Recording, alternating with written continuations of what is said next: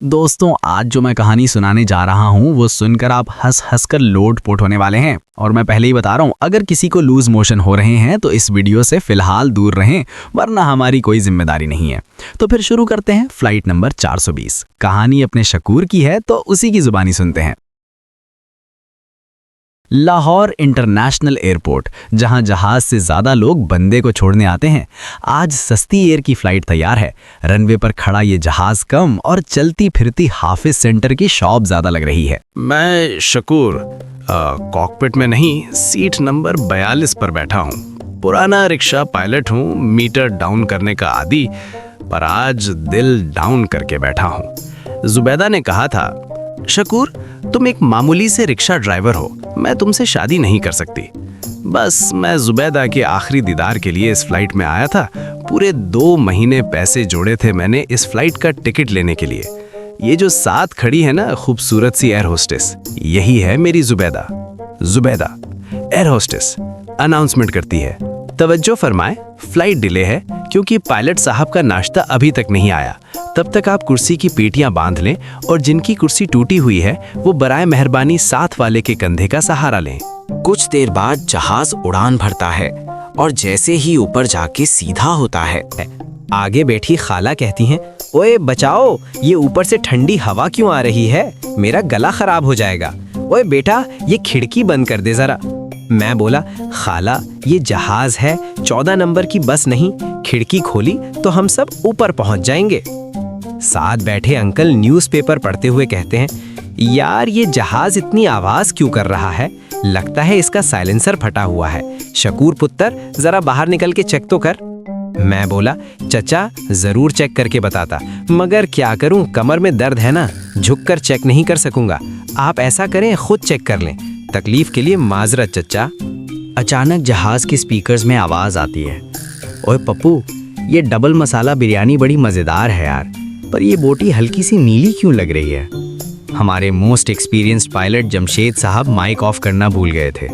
साथ बैठे हुए को पायलट पप्पू साहब कहते हैं, अरे उस्ताद ये स्पेशल डिस्काउंट वाली है ना, फिक्र ना करें, हाजमे के लिए 7 अप पी लेंगे।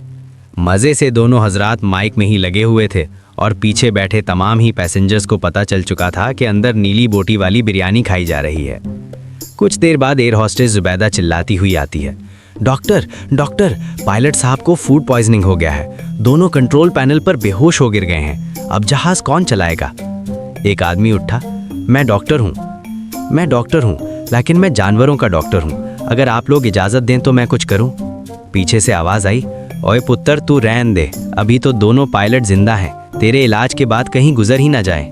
अचानक जहाज के स्पीकर्स में आवाज आती है, hello hello, this is air traffic control tower Lahore. Hello.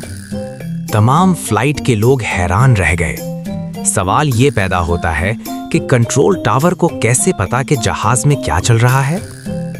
असल में दोस्तों, हमारे प्यारे जमशेद ड्राइवर साहब, मेरा मतलब है जनाब जमशेद पायलट साहब ने गलती से हिमाकतन एक अच्छा काम कर लिया था कि कंट्रोल टावर से राब्ता मुनकता नहीं किया था, जिसकी वजह से कंट्रोल टावर को पहले से ही पूरी सिचुएशन का अंदाजा हो चुका था। कंट्रोल टावर से फिर आवाज आई, hello hello, Lahore tower calling, क्या कोई है जो जहाज उड़ा सके। मैंने दिल में सोचा, शकूर इससे अच्छा मौका नहीं मिलेगा जुबैदा का हीरो बनने का, मगर अंदर ही अंदर मैं बहुत डरा हुआ था। फिर मुझे याद आया वो वाला इश्तिहार, डर कर के आगे जीत है। बस जी, हम आ गए और संभाल ली जमशेद साहब की सीट। दोस्तों, मैं पायलट की सीट पर बैठ तो गया था, मगर करना क्या है ये तो घंटा भी मुझे मालूम नहीं था। अचानक मुझे ख्याल आया कि मैकेनिक उस्ताद ने कहा था, शकूर जब ब्रेक फेल हो तो गियर छोटा कर देना, मगर इस ख्याल में मैं ये ख्याल तो भूल ही गया कि बात जमशेद उस्ताद ने रोड पे चलने वाली गाड़ियों के लिए की थी, हवाई जहाज के लिए नहीं। खैर, अब मुझे ये तो समझ आ गया था कि क्या करना है, मगर साला मुसीबत ये थी कि मुझे ये नहीं पता था कि जहाज के गियर्स होते किधर हैं। पीछे से डॉक्टर शकील की आवाज आई, शकूर हिम्मत करो, समझो तुम मुगलपुरा के पुल पर हो और पीछे से ट्रैफिक पुलिस आ रही है, भगाओ इसे। मैं बोला, डॉक्टर साहब पहले जहाज के गियर्स तो मिल जाएं, उसके बाद देखना शकूर की स्पीड। जहाज खुद ही खुद चलता जा रहा था। मेरी नजर पड़ी कंट्रोल पैनल पर लगे बटनों पर। ओए, ये इतने सारे बटन, एक लाल है एक नीला है। चलो नीला बटन दबा के देखता हूँ। हम भी अपने अंदर के कीड़े से परेशान हैं दोस्तों। बटन दबाते ही अचानक जहाज के स्पीकर्स पर पंजाबी गाना बजने लगता है। पीछे बैठे अंकल की आवाज आई, वाह वाह शकूर पुत्र, वॉल्यूम तेज कर, मजा आ रहा है। जुबैदा चिल्लाई, शकूर सामने पहाड़ है, टर्न लो टर्न लो। मैंने ना आओ देखा ना ताओ, बस हैंडल ऊपर कर किया फुल जोर लगा के।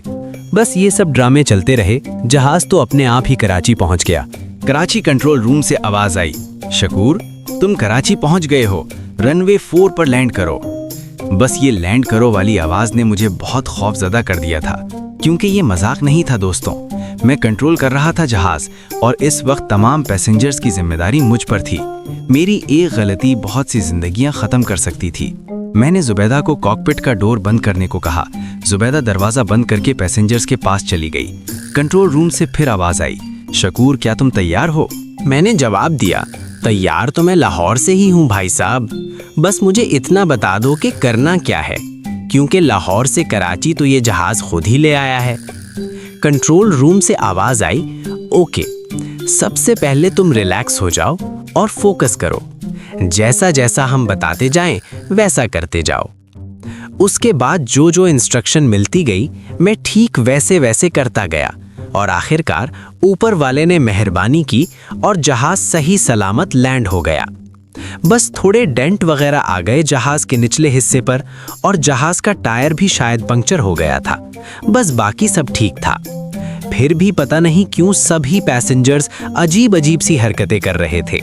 कोई कमर पकड़कर जा रहा था तो कोई सर पकड़कर, और किसी को 2 लोग पकड़कर ले जा रहे थे। मैंने अल्लाह पाक का शुक्र अदा किया और माइक में अनाउंस किया कि घर जाकर सब 2 नफिल शुक्राने के जरूर पढ़ लेना।